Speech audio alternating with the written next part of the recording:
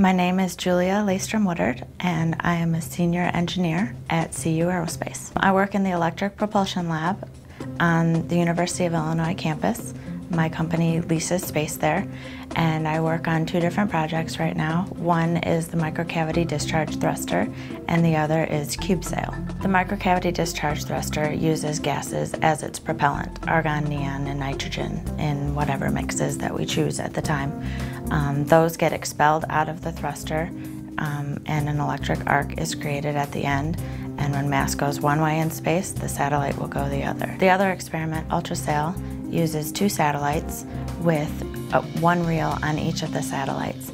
And there's solar sail material that extends between the two satellites and gets unfurled. And as that material gets unfurled, solar pressure is applied that it comes from the sun and propels the satellites. Solar pressure for the UltraSail satellite system is similar to wind.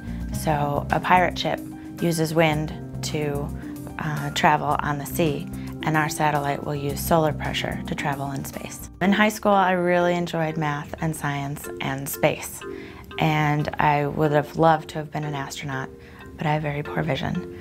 So the next field that came to my mind was aerospace engineer, and I applied to the best school in the state and the country, pretty much, for aerospace engineering, the University of Illinois. Getting an aerospace engineering degree at the University of Illinois includes aircraft as well as spacecraft knowledge, and you have to have both in order to graduate. Once you get to your senior year, you enter a senior design course, which you have to focus on either aircraft or spacecraft. So that becomes your focus upon graduation also. My focus was spacecraft, which is why I work primarily in spacecraft. What's very cool about what I do here is that it's completely multidisciplinary.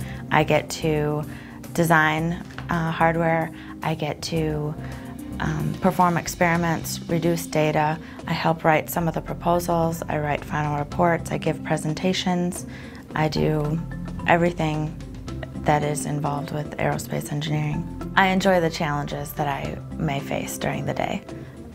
In fact, yesterday we ran an experiment and it was not going as well as we had hoped, and so we ran it 3 or 4 more times, changing one small thing each time, and finally came up with a solution that worked. And it's just working through the problems, engineering the problems, and getting the job done.